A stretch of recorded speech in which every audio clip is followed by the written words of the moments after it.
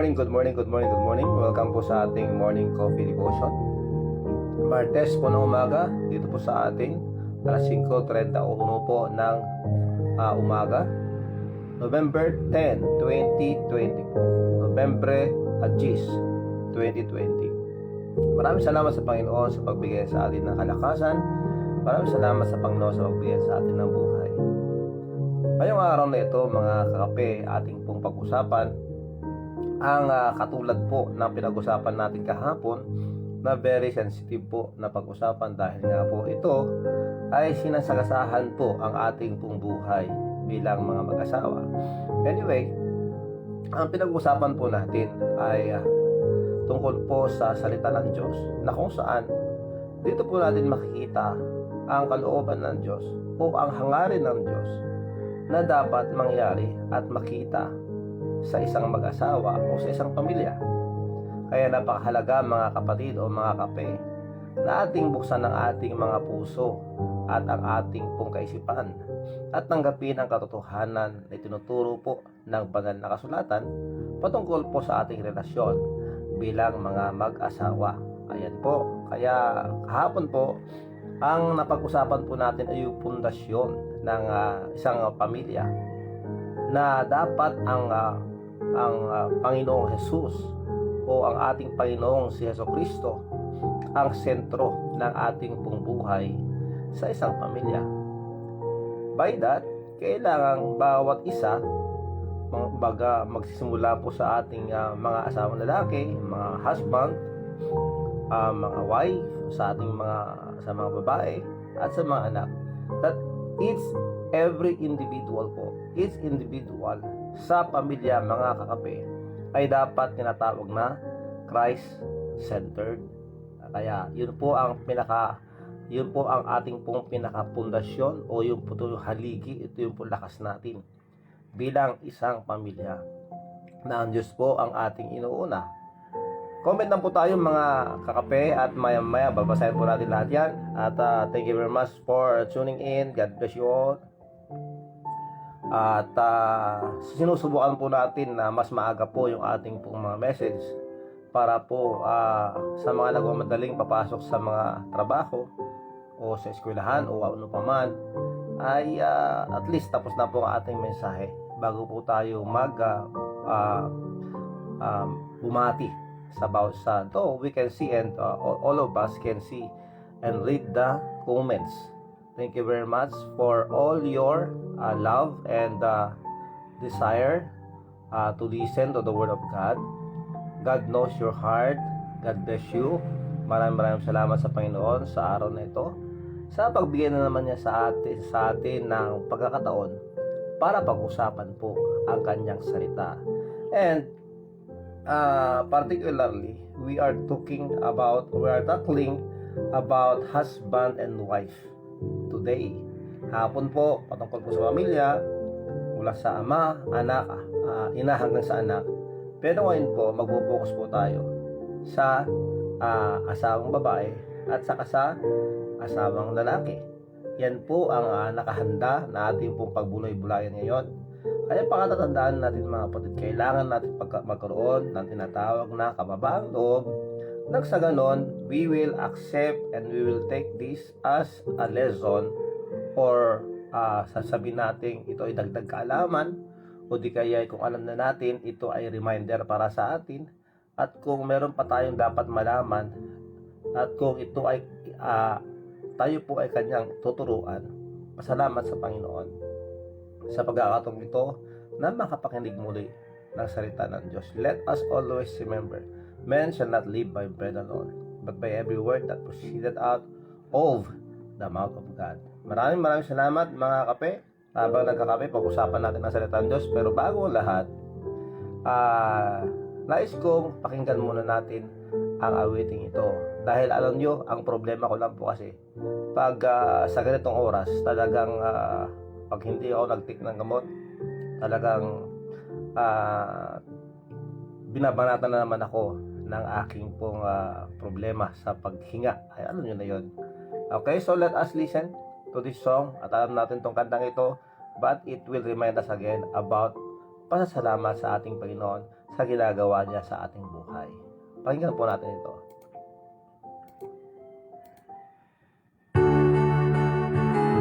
Salamat sa iyo, Panginoon. Good morning po sa lahat. Sandali lang po ha.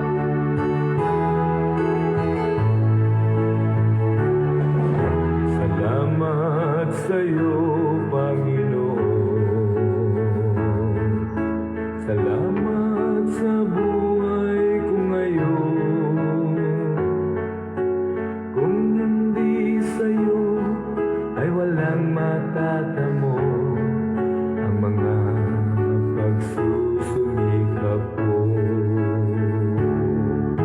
Kaya sa bawat sandali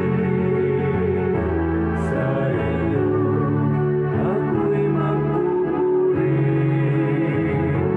dahil sa iyong kabutihan at inaramdam ang pangarap ko'y tagumpay.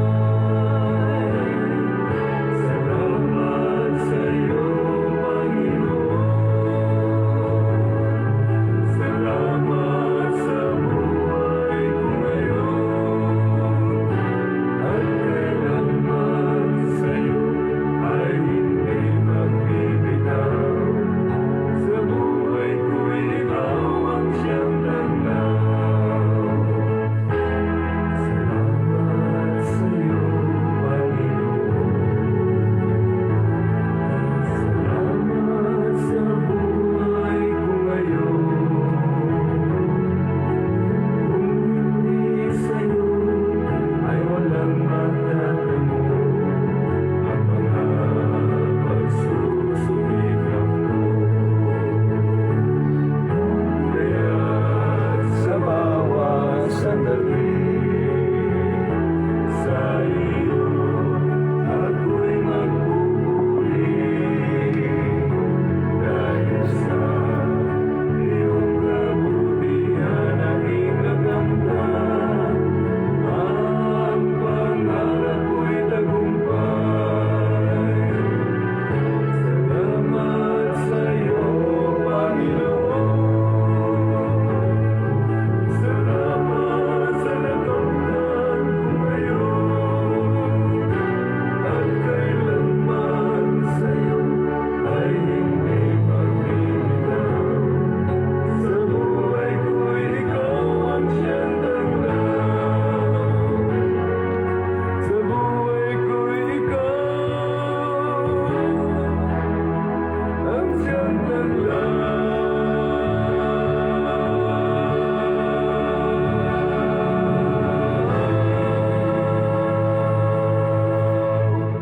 Ayan po ang awiting salamat sa iyo, Panginoon.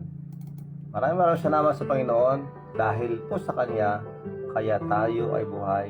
At kung ano man ang nabot natin o naabot natin sa buhay, yan ay dahil sa Panginoon. Sa mga birthdays dyan, happy birthday sa inyo. Gusto ko lang pong pangalanan ang mga birthday ngayon, mga kape, bago tayo manalangin para ay panalangin na rin natin sila. Katulad po ni Ma'am Kabakungan, happy birthday po sa inyo. Kay S.R. Ranada, dyan po sa Gabo. Dennis Aglipay, happy birthday. Kay Lejamer Mananteng, kay Angel Sahagon, kay Pastor Ronaldo Sandego, kay RJ Arubio, kay Ma'am Malulaw, happy birthday po ma'am. Kay Edith Magdalena, ayan, si Baning, happy birthday sa iyo. Kay Jemaline Pascual, happy birthday. Kay Lay Shakira Padilla Gapusan, happy birthday Lay Shakira Padilla Gapusan. Kay Angelica Valdez, kay Lawrence Alonso, yan, Lawrence Alonso, happy birthday. At kay Miss Sahagon, ayan po ang ating mga birthday celebration ngayong araw na to, November 10, 2020. Okay, maraming salamat po. Tayo po ay manalangin. Our gracious Heavenly Father, we thank you much, Lord, for this morning. We come to you, Lord, with humility. Inalapit po namin sa inyo ang bawat sa amin. That you will please forgive us, Lord, for the sins that we have done. Sa lahat po ng aming pong nagawang mali, sa aming pong naisip na hindi tama sa mga nagawa namin o nasabi namin, Panginoon. na hindi po karapat-dapat kami po inyong patawarin. Sa oras na ito, Panginoon, nilalapit po namin sa inyo ang kalagayan o sitwasyon ng bawat isa. Alam niyo po at alam din po namin na may kanya-kanya po kaming hinaharap na problema. Katulad po ng bawat individual na kasama namin ngayon. We don't really know what's inside of our hearts. But you know, Lord. Because Thou knowest everything. Kaya sa oras na to, kami po ay nagmamakaawa. Anuman po ang aming suliranin, problema, karamdaman. Sa lahat po na nakikinig ngayon at kasama namin ngayon, even our relatives, that whom we are praying for, at saka sa mga mahal namin sa buhay, mga kaibigan, na kailangan po ng tulong po na galing po sa inyo. We pray that you please continue to work in their lives. Na whatever the situations or sa mga pinagdadaanan namin ngayon, nawa ito po ay maging leksyon sa amin na matuto po kami na humarap sa buhay ng mas maayos pa ayon po sa iyong kalooban. Yes, Lord, we have problems. Opo. At may kanya-kanya po kami hinaharap. But we pray, Lord, that you may please heal us and please hear our prayers. Sa mga kasama po namin na meron po mga mabigat na karamdaman o suliranin, maharap sa malaking problema, that sometimes they feel like ayaw nila pag magpatuloy, susuko na sila, and they tend to end everything. But Lord, kami po ay namamakawa sa inyo. Alam po namin na meron pong dahilan kung bakit kami ay buhay pa rin hanggang ngayon. It's because you are sustaining us and because you have something for us to do. Kaya Panginoon, sa oras na to, kayo po'y patuloy na magbigay liwanag sa bawat isa. Katulad po, Panginoon, ng bawat individual na kung saan, Panginoon, may mga hinaharap po na problema, katulad po ng pagkakautang, o kaya yung mga napasok na problema o gulo sa buhay, na kung saan hindi nila alam anong gagawin nila, kung saan sila kukuha, kung saan sila hihingi ng tulong. But we thank you very much, Lord, for you are still giving us strength that we can still do something, and we can ask you to be our partner, to lead us in everything that we do. Nang sa ganun, Panginoon, kami po ay makakalagpas din sa mga problemang ito. At inyo rin pong paalala sa amin palagi na ang aming pong buhay hindi lang po dahil po sa amin, but it is because of you. Kayo po ang dahilan kung bakit kami dapat mamuhay at mabuhay. Dahil meron po kayong gustong ipagawa sa amin. And that is to be a blessing to all. At ganoon din po, Panginoon, to glorify your name. At saka, Panginoon, for the furtherance of the gospel. Kaya sa oras na to, kami ay lumalapit muli at humihingi po sa inyo ng awa sa mga nangailangan po ng lunas o kagalingan sa kanilang pumakaramdaman, katulad po ni Sir Nemesio Alipio Jr., kay General Sharp, Evangeline Bendia, kay Manong Roger Tomas, kay Chiki Alonso, kay Auntie Marilyn Araca Alonso, at of course, Lord, kay Mama Manuel, kay Mr. Manuel. We are praying, Lord, for their strength, at ganoon din po, Panginoon, sa kanilang pong healing. At kay Manong Ilyong Salvador, Rafael Tagasa, and Lord, inilapit po namin sa inyo, kahit sabi namin minors or whatever the problems of our health, kayo po patuloy na magtrabaho at mangusap sa bawat sa amin, that you may please heal all of us, Lord, sa aming po karamdaman. Yun din po, Panginoon, kay Engineer Rolly Ramos. Maraming salamat po. At sa oras na to, we are praying also for Natalie Cheng, sa kanyang pong karamdaman ngayon, sa kanyang pong kalusugan. We pray that you may please heal her, at ganoon po ganoon din po, provide nyo rin po ang kanilang mga kailangan. Maraming salamat po, Panginoon. At ganoon na rin po, Panginoon, ang anak po ni Sister Telma na nandun po sa PNP na nagtitraining. We pray for her strength. At ganoon din po sa kanyang mga kasama. Please, Lord, continue, Lord, to work in their lives. At maraming salamat po sa inyo pong gagawin.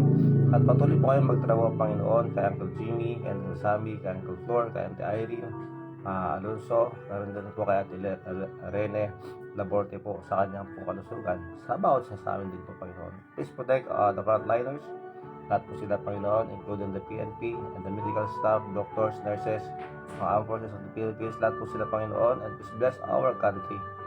Please protect us, all of us. Ano man po ang aming pong hinaharap ngayon, we pray that you may please protect us and that you may please help us in all the problems that we are facing right now. As you have said, Lord, to give thanks in all everything. Kami po nagpapasalamat dahil nga po, Panginoon, alam po namin that if we will give them all to you, you will work and you will solve all these problems. Maraming salamat po, Panginoon. We thank you, Lord, for your love. Please give us understanding. Give us, Lord, that wisdom that we can understand and we can grasp whatever the lesson that we can have from these verses or your word that you will going to tackle. Maraming salamat po, Panginoon. Ito ang dalangin. Maraming salamat po. Please bless each every one of us. Lahat po kami sa pangalan ng Jesus. Amen. Maraming salamat po, mga kapatid. Nagsisimula na naman. Ayan po. Sandali lang po, ha. Talagang mahirap po ang sitwasyon ko pag ganitong oras. Anyway, sandali lang po. At pakinggan muna natin ang kantang ito bago po tayo pumunta sa ating pong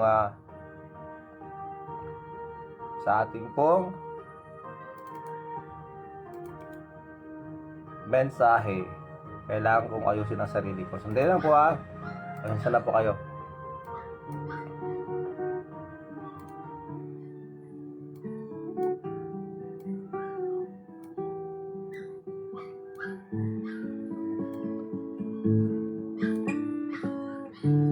Sandali lang po.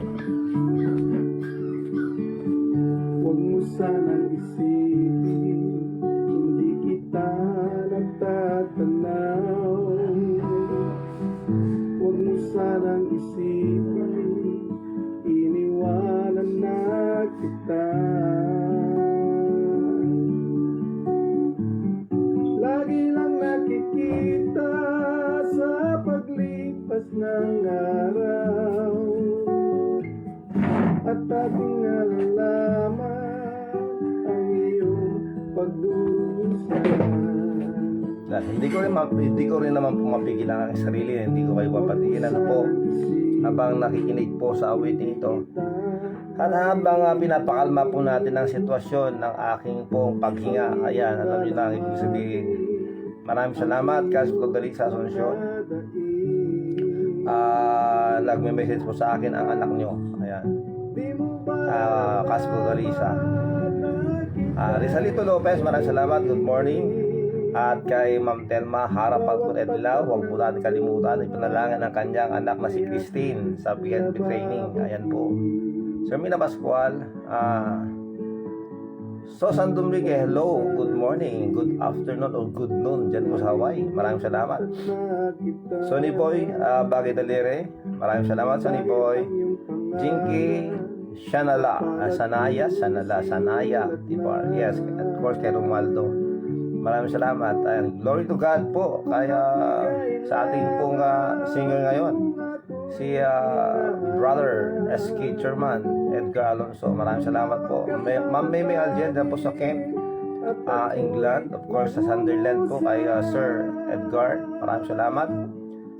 Maxilen Rose Clemente, good morning po. Happy hour po. Happy day. Yun po mga kapatid. Ano bang pong oras kayo meron? Ano bang pong oras kayo datnan o abutin ng ating pong programa. Maraming salamat po sa inyo. Ipag Maling and of course kay Cousin Jenny Tagasa. Maraming salamat. Meredith Dedet, Maningas. Michelle Nanada, good morning. Yes, we will pray for you, Michelle. God bless you. Mina Machado, maraming salamat po. Kay Ma'am Mildred Alonso Ramos, kay Engineer Rolly, kay Kapitan Jerry Corpus Alonso, kay Manita Domingo Alonso. Maraming salamat po kay Auntie Elsie, kay Auntie Dalene, at kay Ate Minda. Maraming salamat. Del Prado Mabel, good morning. Maraming salamat po. Kahit anong pong oras kayo abutin ng programa, magandang oras po sa inyo. Salamat po sa inyong pagsama sa ating pong programa ngayong umagang ito. Morning Coffee Devotion. Christina Bago Andres, maraming salamat. Ma'am Marisa Marcelo Ako, salamat po. Opo, salamat po. Susan Corino Casin, maraming salamat. Thank you very much. Mary Joy Sabunod Menoro, maraming salamat. At Jenny dyan sa Dubai, maraming salamat. David Ascension Maningas Jr., David, maraming salamat. Rizalito Lopez, okay. Maraming salamat sa inyo. Yenoir and Segapaka, maraming salamat po, ma'am. Sheila Barangan, good morning. God bless you. Yes, happy Tuesday morning. Ganun din kay McCarthy Arellano, thank you very much. Diabong De Paulo Socas, maraming salamat. At saka of course kay Uncle Arnold Valeriano and Auntie Elena Valeriano, maraming salamat po sa inyo. Ayan, nakapagbati tuloy ako.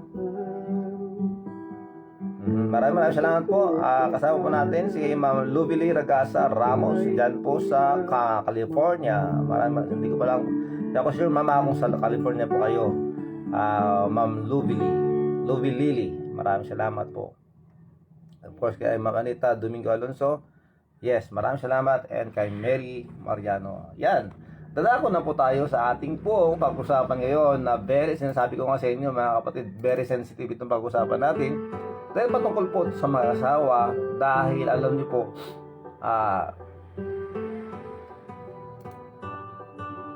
20 years na po kami mag-asawa ng aking pong asawa. And I don't know about you, maybe may mas matagal na sa inyo. Siguro may umabot na sa inyo ng 30, may umabot na sa inyo ng 40 years na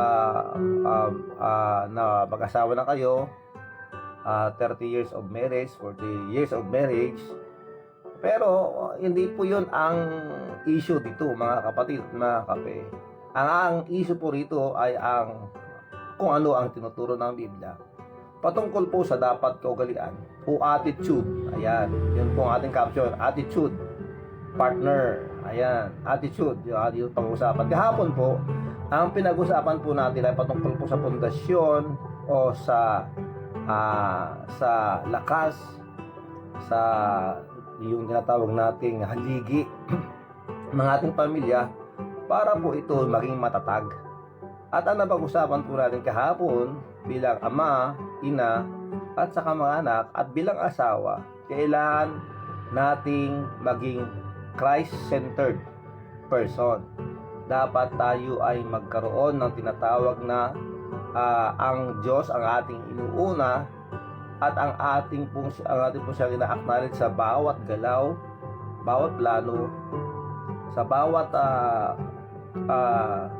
gustong gawin ng isang pamilya. And by that, nagkaroon po tayo na tinatawag na Christ-centered family. Yan po dapat ang ating pong pagtuunan ng pansin bilang mga may pamilya para po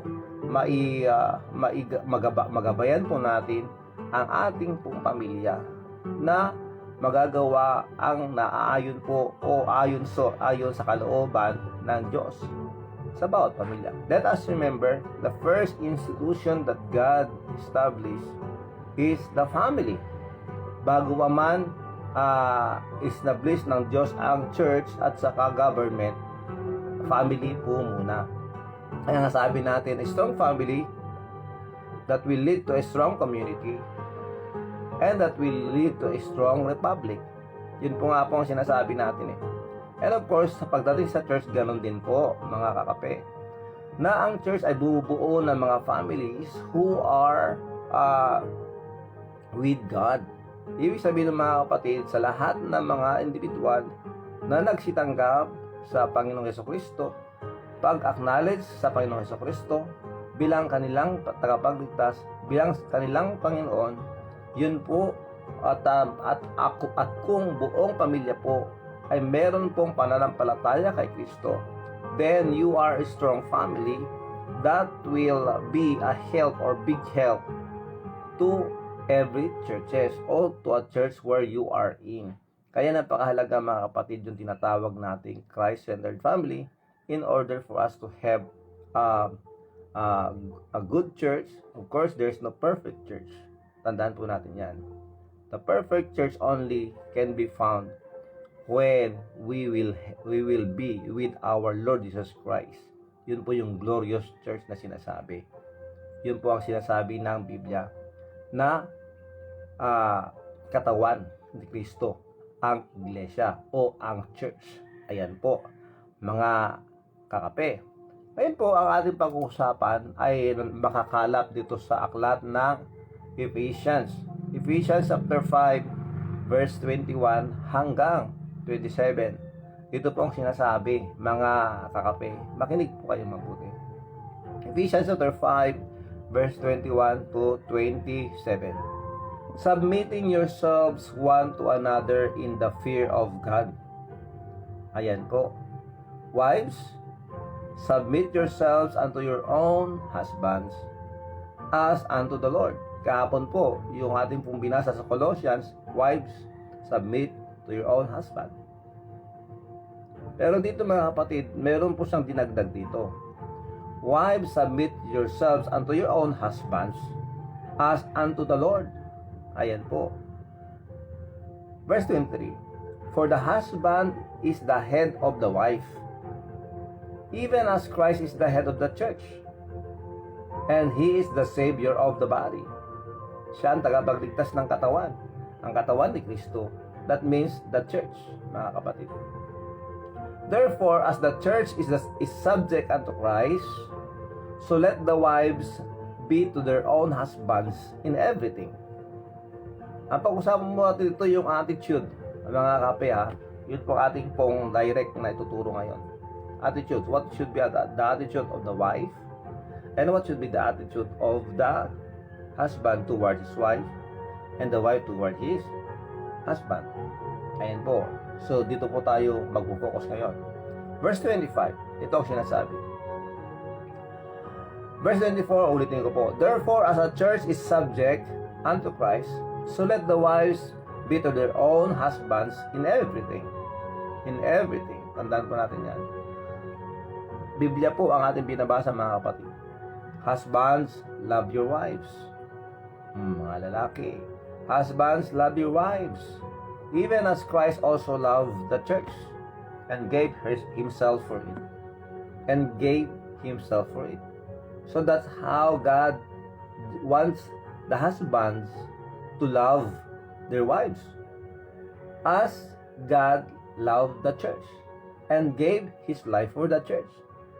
That means, meron pong dapat gawin ang isang asawang lalaki na in where, binibigyan na natin ng kahulugan o pagkaintindi dito sa versikulo to, na kailangang isacrifice natin even our life for our wife. Yan po, napakatindi po nito. Verse 26. That He might sanctify and cleanse it with the washing of water by the word, that he might present it to Him a glorious church, not having spot or wrinkle or any such thing, but that it should be holy and without blemish. Yan po ang salita ng Diyos. Babasahin ko po sa Ilocano sa Tagalog, mga kakape. Napasakop kayo sa isa't isa sa takot kay Kristo. Mga babae, pasakop kayo sa inyong sariling asawa na gaya ng sa Panginoon, gaya ng pagpapasakop sa Panginoon. Sapagkat ang lalaki ay pangulo ng kanyang asawa, gaya naman ni Kristo na pangulo ng iglesia o ng church, na siya din ang tagapagligtas ng katawan o ng church. Ayan po, siya po tagapagligtas ng katawan. Ang katawan na ito ay ang church o ang iglesia. Pag sinabi natin iglesia, we are not pertaining or talking about a specific religious group. But ang sinasabi po ng Biblia when it comes to church, ang church po ay bumubuo ng mga nananampalataya, mga ligtas, mga nananampalataya kay Kristo. Mga lahat ng tao, sa lahat ng tao na nasitanggap na kay Jesus bilang kanilang Panginoon at tagapagligtas, they are part of the church. And that is what this verse is saying when it comes to katawan or body. This is the body of Christ, which is the church. Mga naligtas po, mga tumanggap bukas sa Panginoong Jesucristo. Datapwat kung paanong ang iglesia ay nasasakop ni Kristo, ay ganoon din naman ang mga babae ay pasakop sa kanilang asawa sa lahat ng bagay, sa lahat ng mga bagay. Mga lalaki, makinig kayo. Ibigin ninyo ang inyong asawa gaya naman ni Kristo na umibig sa iglesia. O alam niyo natin ibig sabihin nun, iglesia. Mga lahat ng tao na tumanggap sa Panginoong Jesucristo bilang kanilang Panginoon at tagapagligtas. Kaya kung tumanggap ka na sa Panginoong Jesucristo bilang Panginoon mo at tagapagligtas, you are a part of the iglesia or that church na sinasabi po rito. Again, hindi po particular na isang group religion o religious group ang aking tinutukoy pagdating sa iglesia. We are talking about all those who believes and accepted the Lord Jesus Christ as their Lord and Savior by faith. Opo, yun po yun. Kaya kung tumanggap ka na, you are part of the iglesia or the church of God, the body of Christ. Okay, the temple of the Holy Ghost. Ayan po. Ulitin ko po para dire-diretso po. Mga lalaki, ibigin ninyo ang inyong asawa gaya naman ni Kristo na umiibig sa iglesia at ibinigay ang kanyang sarili dahil sa kanya. Grabe yun mga kakape. Bilang isang asawang lalaki na umiibig at nagmamahal sa iyong asawang babae, you must be always ready even for the cost of your own life. Grabe yun. Ganon ang ibig sabihin nun mga kakape. Napakamamahalin natin ang ating mga asawa na handa nating ibigay ang ating pong sarili para sa kanila. I mean, kahit po hanggang sa kamatayan. Ganyan pong sinasabi ng Diyos, mga kakape. Kaya napakahalaga na ang bawat isa sa atin, let us respect and honor the Word of God, and by that, mga kapatid, maayos po lahat ng problema ng mag-asawa. Kahit na matagal na kayo hindi nag-uusap kung ano pa man, ang disenyo po ng Panginoon sa mag-asawa ay dapat magkaroon ng harmony, pagtutulungan, at yun tinatawag na pagkaroon ng magandang kaugalian sa bawat isa. Yung tinatawag natin give and take, di ba? Mga kapatid, patuloy po natin. Upang kanyang pakabanalin ito, para pagiging banal, para malinisan, na nilinis sa pamamagitan ng paghuhugas ng tubig ng mga na may salita. Ay sabihin ito mga kapatid, the Word of God can cleanse our thoughts and hearts. Ayun po, yung salita ng Diyos. Kaya nga po, inaaral natin ang salita ng Diyos dahil unti-unti po niya tayong hinugasan. I mean, ginagawang pinapaging banal, mga kapatid. Dahil unti-unti po tayong tuturuan ito. If we will apply the Word of God in our lives, tayo po ay matatransform into the image of Christ. Ano ibig sabihin nun? Na mangyayari ng ating pong maging kaugalian, ang ating pong mga galaw ay katulad po ng kay Kristo. That's why napakahalaga mga kapatid na unawain natin ito na sinasabi ng Biblia, let your light so shine before men, na pagningningin po natin ang ilaw na nasa atin. Ang ilaw na nasa atin ay walang iba kundi si Kristo. Ano po? Kaya dapat sa tuwing makikita tayo ng mga tao in which we are an open book to them, na makikita nila si Kristo sa ating buong buhay, that they might see Jesus in us. Yun po ang ibig sabihin nun. Yan, nadiretso po tayo. Upang ang iglesia ay upang ang iglesia ay maiharap sa kanyang sarili na moluhati, na walang dungis o kulubot o anumang gayong bagay, kundi ito'y nararapat maging banal at walang kapintasan. Ito po ang tinuturo ng Biblia when it comes to the wife and the husband. So, pag-usapan po natin, Ano nga ba patungkol sa isang asawang babae? Ang sinasabi rito mga kapatid, mga babae, pasakop kayo sa inyong sariling asawa na gaya ng sa Panginoon. Let's try to imagine when you are facing your husband na baka mamahalin mo siya na kagaya ng pagmamahal mo sa Panginoong Hesukristo. When we say that, kailangan mong isipin, paano ko ba dapat mahalin si Kristo? Baka mamahalin natin siya, of course, alam ng Diyos at alam natin na ang pagmamahal na dapat ibigay natin sa Kanya ay purong pagmamahal. Yung tinatawag na pagmamahal na sincere. Wala pong halong pagkukunwari. Ito po ay walang halong wax, kumbaga.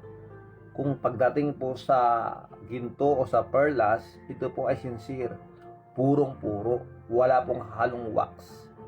Yun po ang gusto ng Panginoong Hesukristo na pagmamahal natin, na sinasabi natin kagaya ng pagmamahal natin sa Kanya, na maibigay natin lahat sa Kanya, and we can submit everything to Jesus Christ. That's what our Lord wants wives to do to their husbands. Ayan po ang sinasabi ng Biblia. Kaya ano pa nga ba? Ano nga ba ang mga ito? Paano nila mapapakita practically ang kanilang pagmamahal sa kanilang asawa na naaayon po sa salita ng Diyos? Kaya sa mga misis dyan, nakinig kayo mabuti. Fuera de los buenos, pero kailangan po natin pakinggan ito. Dahil nga po napakasensitibo nga po, pwede po kayo magalit sa akin. Pero alam niyo po, ang ituturo ko po sa inyo galing sa salita ng Diyos. At kung ito ay ating po ang isa sa buhay, tayo rin po ay mas mabenefisyuhan dito sa ating gagawin. Anyway, patuloy po natin. Titus 2:4. Titus 2:4. But the key thing mga kapatid, ang key o ang susi dito ay mababasa natin sa verse 21 ng Ephesians chapter 5. Na ito sinasabi, submitting yourselves one to another in the fear of God. Yung hindi lang po yung asawang babae ang nagpapasakop, pero pasakop ang bawat isa sa kanila. Ganun po ang ibig sabihin nun. Hindi porket ako yung lalaki o akong husband, ako ng diktador. Hindi po ganun. Hindi po ganun. Okay? Even to sabihin natin, kahit na i-claim natin yan, totoo naman that we are the head of the wife. Pero hindi po natin pwedeng sabihin, ako dapat ang nasusunod palagi. Hindi ganun. Let us submit with one another. Pasakop tayo sa isa't isa. Yun po ang key verse dito. Ito po yung susi para sa maayos na pagsasamahan ng mag-asawa. Okay.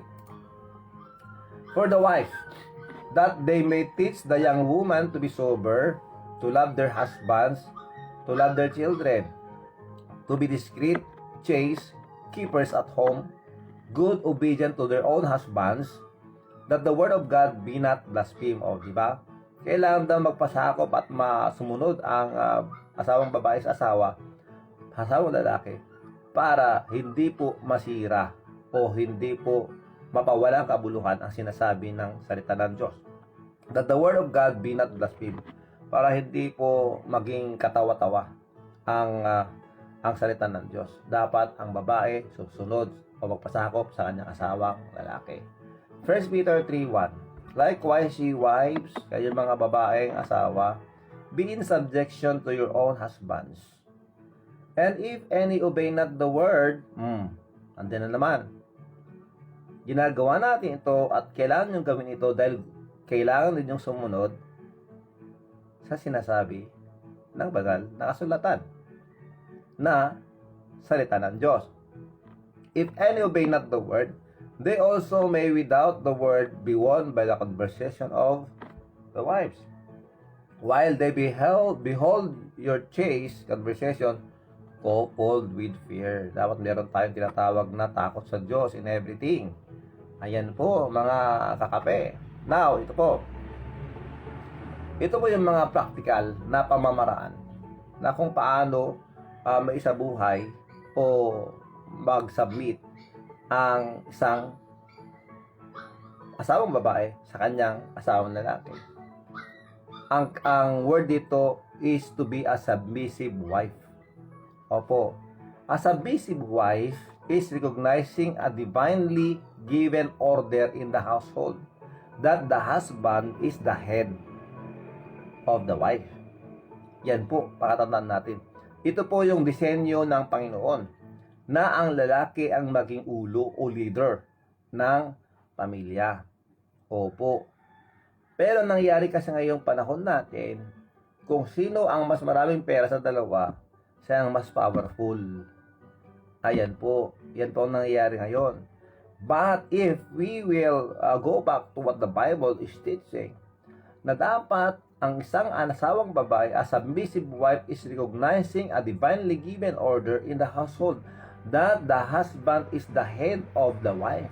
So, kailangan irespeto ito ng asawang babae. No matter what is his position or work. Kahit na halimbawa kung nagtatrabaho kayo sa bangko, siya yung maintenance doon sa bangko, ikaw yung manager ng bangko. Hindi po sa trabaho pwede. Pero pagdating sa bahay, siya pa rin yung ulo ng pamilya o ng asawa. Ayan po. A submissive wife has joyful respect for their husbands. Sa kanyang personality, sa kanyang posisyon sa tahanan. Ang posisyon mo sa trabaho, magkaiba sa posisyon mo sa tahanan. Kaya, kailangan nating intindihin yon. Unang sa pool, nung kayo ay una nagkakilala, hindi nyo naman inisip kung anong positions nyo eh. Ang inisip nyo doon kung paano kayo magpalitan ng pagmamahalan, di ba? Kung paano nyo mahalin ang bawat isa, no matter the situation is, difficulties, circumstances, o ano man po ang sinasabi natin, kahit ilang bundok ang aking akyatin para sa iyo, kahit ang mga bituin sa langit ay sungkitin ko para lang sa iyo. Di ba ganon yung mga pangako natin noon sa kanila? That my love to you will never fade. Parang ganon, di ba? Pero patagal ng patagal, meron nagbabago. Anyway, mga kakape, hindi po ito yung ating pong ang ating pong punto na pag-uusapan. But ito po yung kailangan nating tandaan. A submissive wife has joyful respect for their husband's personality or position in the home. Napakahalaga po nun, mga kapatid, na hindi po mapapawalang saysay o nakakatawa ang salita ng Diyos na nagsasabi that wife should respect the husband and submit to their own husband. Nang sa ganon, may ipapakita po natin yung ating pong tinatawag na pagiging makadiyos na babae o asawang babae. Okay, pangatlo, sa mga asawang babae, makinig kayo mabuti. Bakit ba ang dami mong sinasabi patungkol sa asawang lalaki ka? Kasi hindi. Pag-usapan natin to ng maayos, mga kapatid. A submissive wife is content. Will have contentment. Kontento. She is satisfied with her position, with her possessions, with her task, kung ano yung kanyang responsibilidad o trabaho sa bahay, and with what her husband provides. Kung ano yung kaya ng iyong asawa na ibigay sa iyo, babae, huwag kang magreklamo. Alam mo naman siyempre interviewin mo asawa mo. Magkano ang sweldo mo sa trabaho mo, mahal, di ba? Mag-usap kayo. Tapos, halimbawa, kung kanyang sahod 300 per day, makontento tayo. Ikaw yung manager sa house, sa home. Kung paano magtatrabaho ako? Para magmatrabaho naman ako, mas malaki ang sahod ko sa nila. Di ba natatawag at conjugal property? Tinatawag sa isang mag-asawa. Anyway, wala po tayo sa legal na pag-usapan dito. But we are saying no matter how big or how great is the cash that you are receiving because of your job, kailangan natin palagi ang ating posisyon pagdating sa tahanan na siya pa rin po ang leader sa bahay. Opo. Ano ibig sabihin na wala akong say sa bahay? Meron po. Darating tayo dyan, mga kapatid. Ayan. Be content. be wise, mga mahal naming mga asawa. A submissive wife is patient, forgiving, and forbearing. O, di ba? Meron pa ba tayong dapat i-explain doon? Naintindihan na natin yon. A submissive wife is patient, forgiving, and forbearing. Mga bagay-bagay na nilalakad o ginagawa ang asawang lalaki na minsan di maintindihan ng mga asawang babae. But if they will going to investigate and see clearly what is happening, they will understand. It is because husbands are always busy thinking of how they can provide or how they will provide for their family, especially to satisfy their wife. Napakahalaga po nun, mga kapatid. Pero kung ang ating mga asawa, kung anyong mga asawang lalaki ay sadyang may katamaran o tamad, problema nga yun. Pero kailangan natin silang i-encourage. Siya pinili natin eh. Di ba? Eh kung siya halasenggo, pwede naman natin silang tulungan na hindi basta-basta na magpapakalasing. Di ba? Mga anak tayo ng Diyos, mga kapatid. Yan po ang dapat nating intindihin at kailangang tanggapin. That we are children of God and we need to live by it. Kailangan nating ipakita si Kristo sa ating buhay. Ayan po. A submissive wife is industrious for the sake of her husband and family. Ang asawa mo din na makapagtrabaho dahil na disgrasya, may sakit, naging impotent, yung word na inutil. Yung inutil na sinasabi, hindi na makapagtrabaho. Okay? Huwag na natin masyadong yun. Basta kung hindi na makatulong ang asawa, pwede kang mag-sacrifice, tumulong ka. Huwag kang maghanap ng ibang makakatulong sa iyo. Asawa mo yun eh. 'Di ba? Dahil mo mapakita. Katulad nga sinabi natin dito sa ating pong versikulo na nabasa, love your husbands as to the Lord. Na para pagmamahal mo kay Kristo, mga kapatid. Ayan. So, a submissive wife offers suggestions and advice and counsel and even correction to her husband. Dito yung sinasabi ko sa inyo. May say ka. Bisis, may say ka. Meron kang say. Ano yung sabi doon? Pwede kang magsalita. Pwede kang mag-suggest. Pwede kang mag-advise. Pwede kang mag-counsel. Pwede mo rin itama, i-correct ang iyong asawa pag mali ang kanyang ginagawa. Pero, sige. But she does it in a loving way that shows respect. Yan po.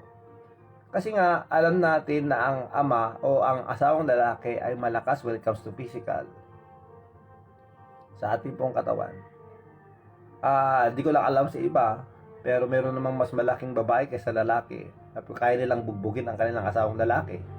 Diba?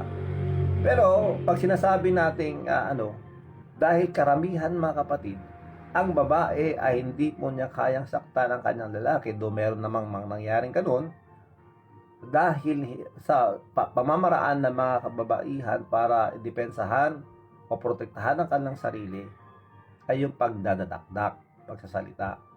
Doon po sila magaling. Okay? Pero, bilang mga anak ng Diyos na asawang babae, ito mga kapatid, a submissive wife will offer suggestions, advices, counsels, and even corrections to their husbands. But she does it in a loving way that shows respect. Tandaan po natin yan mga kapatid. A submissive woman pursues God and His glory above all things else. Ayan po. Yan po ang dapat nating iniisip palagi. The top of everything. It should be for the glory of God. Nandiyan kayo para iluhati ang ating Panginoon. A submissive wife builds loyalty to her husband and in her children. Opo, kailangan yan. At saka, isa pa, na ang isang asawang babae, kailangang i-direct yung kanilang mga anak na irespeto rin ang kanyang asawa. Yung ang kanilang ama. Ayan po, mga kapatid. Isa pa, huli, a submissive wife is grateful and expresses thanks often. Laging nagpapasalamat yan sa kanyang asawa. sa lahat ng nakikita niyang tama at maganda na nangyayari sa tahanan, including to her children. We must be grateful in everything. Ayan po, sa mga kababaihang asawa.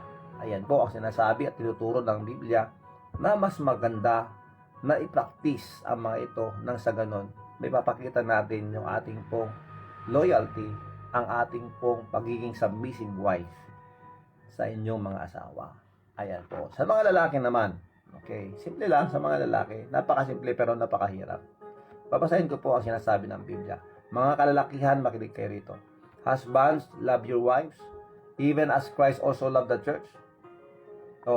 Naikumpara kasi ang wife sa church at saka ang husband sa Panginoong Jesucristo.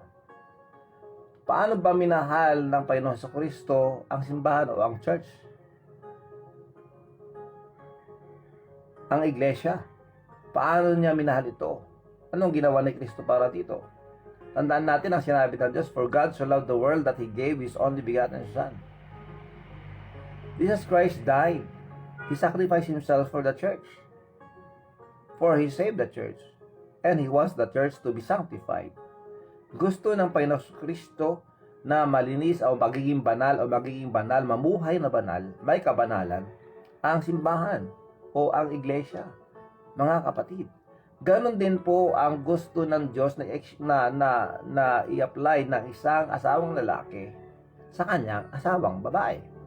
That it says here in verse 25 sa Ephesians chapter 5, "Husbands, love your wives, even as Christ also loved the church and gave Himself for it."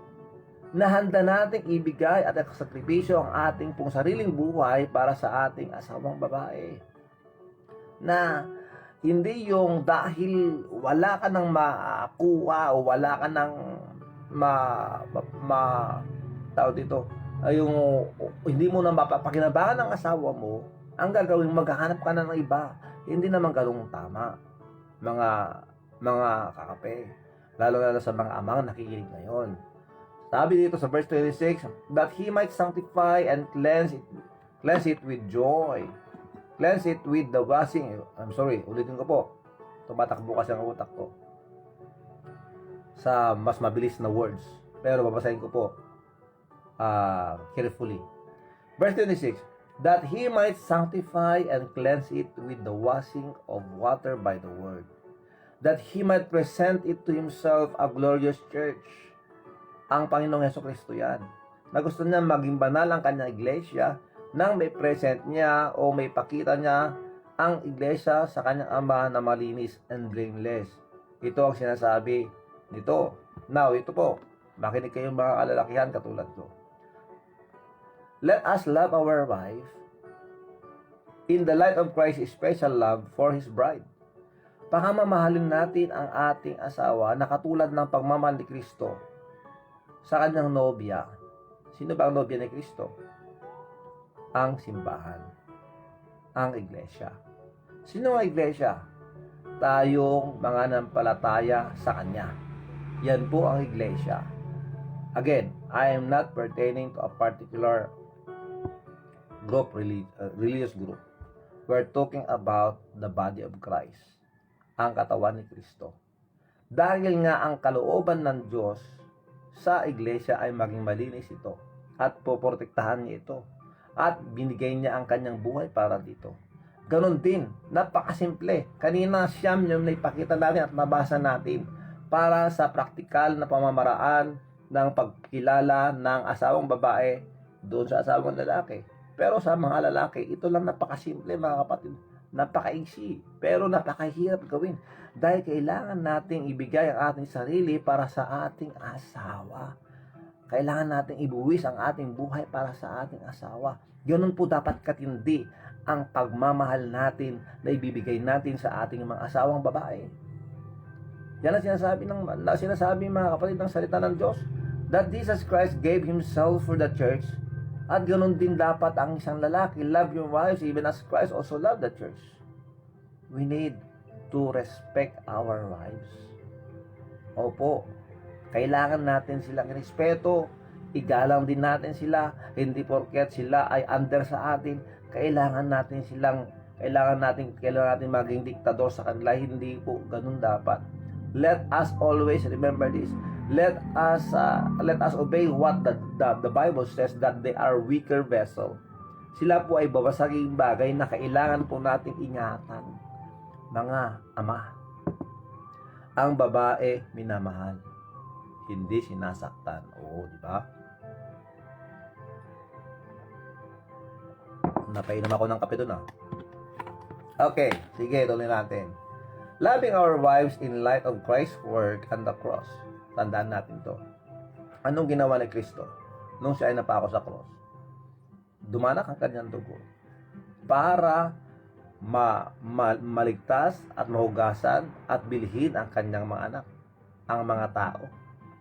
Mga kapatid, yan ang dahilan ng pagkamatay ni Kristo, para tayo ay kanyang iligtas, para tayo ay kanyang tubusin mula po sa pagkasanlas sa kasalanan, at dahil po sa pagbigay natin ng right sa diablo, nang dahil sa ating kasalanan, tayo po ay mapaparusahan sa impyerno. That's why Jesus Christ came down from heaven at isinakripisyo ang kanyang buhay dahil sa kanyang pagmamahal sa atin. And that's how a husband should do to his wife. Mga kapatid, yan po, nahanda nating ibigay. Di ba yung sinabi ko nga sa iyo, napakasimple, pero napakahirap gawin. Loving our wives with a view of her growth in grace. Ano ibig sabihin nito? Ganito kasi minsan ang mga lalaki, dapat ang pakay natin bilang isang mga asawang na kay Kristo, kailangan nating turuan din ang ating mga asawang babae na maging matatag sa kanyang pananampalataya. Na kung meron siyang problema, halimbawa, problema sa kanyang pamilya, minsan di sinasabi yan sa asawang lalaki. Sinasarili yan. Dapat kailangan natin silang lagi encourage. Lagi natin silang tutulungan in everything. Na kung meron silang problema, huwag natin sabihin, problema mo yan, bahala ka dyan. Dapat damayan natin sila. Dapat tinatanong din natin sila, ano yung pinapanalangin mo sa iyong mga mahal sa buhay, sa probinsya o sa ibang sa lugar kung nasaan sila, whatever. Maging caring tayo sa kanila. Ipadama natin sa kanila na sa pamamagitan ng pagpapasalamat sa Diyos, dahil ibinigay sila ng Diyos sa iyo, binigay siya ng Diyos sa iyo para atin silang tulungan, pakamamahalin, irespeto at igalang, at handa nating ibigay ang ating sarili, kahit ng ating buhay, para sa kanila at para sa ating pamilya. Yan po ang salita ng Diyos. Napakahirap sundin, pero pag ating ginawa ito at isabuhay ang ating napag-usapan ngayong umagang ito, it will be a big and great blessing. Nang sa ganon, hindi po masalaula ang salita ng Diyos. Salamat sa Panginoon. Tayo po ay manalangin. Dakila naming Diyos, maraming salamat po sa umagang ito. Maraming salamat po, Panginoon, sa lahat-lahat. We thank you very much, Lord, for teaching us. We thank you very much, Lord, for Jesus Christ, for giving Himself for the church or for us. Kaya, Panginoon, kayo po patuloy na magtrabaho sa bawat sa amin. As wives and husbands, we pray, Lord, as your will, that we should submit ourselves one to another. Nang sa ganon, magkakaroon po ng tinatawag na give and take. Understanding, caring and loving, at ano pa man, Panginoon. Maraming salamat po sa inyo. Maraming salamat, Panginoon, sa araw na ito. Help us today. Give us that strength that we need to go to work and to manage the business that you have given us. At ganoon din po, Panginoon, Sa mga naghahanap ng trabaho, please provide for them. At sa lahat po ng aming mga hinaharap ngayon ng problema, please Lord intervene at tulungan mo po ang bawat isa sa amin. Please protect lahat-lahat ng bawat isa sa mga naka-isolate, mga naka-quarantine, at sa mga naka-lockdown na lugar. Please continue to care for them. Maraming salamat po. And we give you all the glory for everything. Ito po ang dalangin. Please protect and bless also the birthday celebrants and give them more birthdays to come. Maraming salamat po itong dalangin sa pangalan ng Jesus. Amen. Magandang umaga sa ating lahat. And now let us play this birthday song para sa mga birthday celebrants ngayong umagang ito, ngayong araw. No? Happy birthday sa inyong lahat.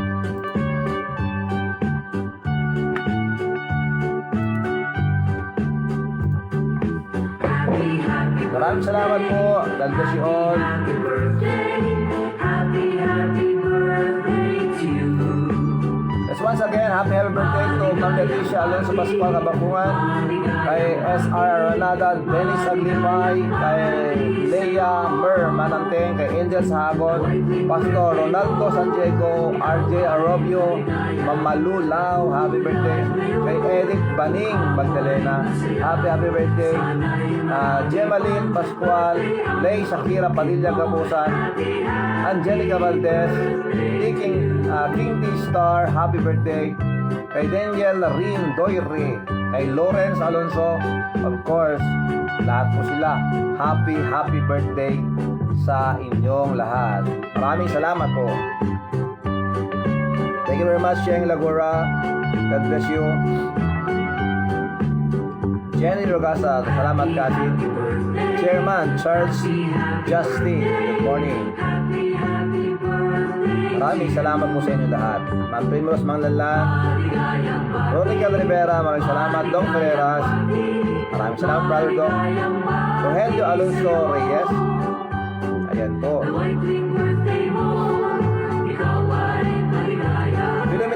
Philomena J. Labuto, maraming salamat. Philomena, nagbago.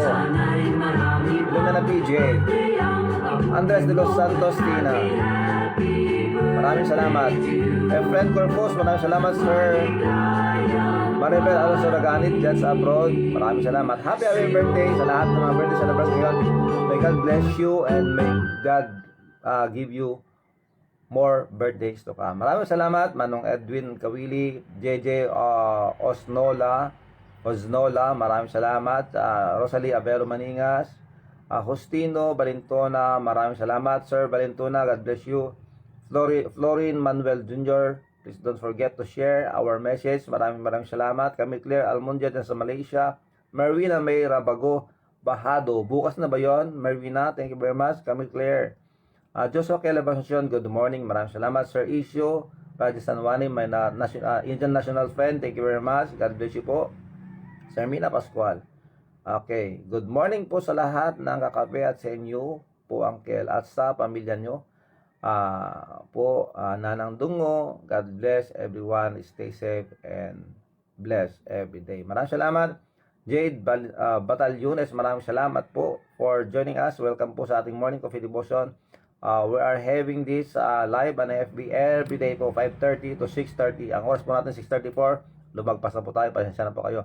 Imelda Marcos Pagoyo, ma'am, maraming salamat po. Raymond Ku, maraming salamat, Sir Ku. Ayan, isa sa mga active SK chairman din ng panahon namin. Maraming salamat po. Manarakel Bumanglag, Mary Mariano, at sa lahat-lahat po, kung hindi ko po kayo nabanggit, pasensya na po kayo. Let us pray for one another. Maraming salamat. Ito pong umuli ang inyong lingkod, si Brother Ravi, si Konsihal Paeng, si Kagawad Paeng. Lagi nagsasabi sa inyo sa lahat ng bagay, unahin po natin ang Diyos sa ating pong buhay. Let us put God first in our lives every day. Stay safe, do good to others, follow the guidelines, support the LGUs, respect the frontliners, share your blessings, pray for our family, pray for our community, for our country, and of course, for the world. Maraming salamat sa Panginoon. God bless you all. Merry Christmas. And I love you.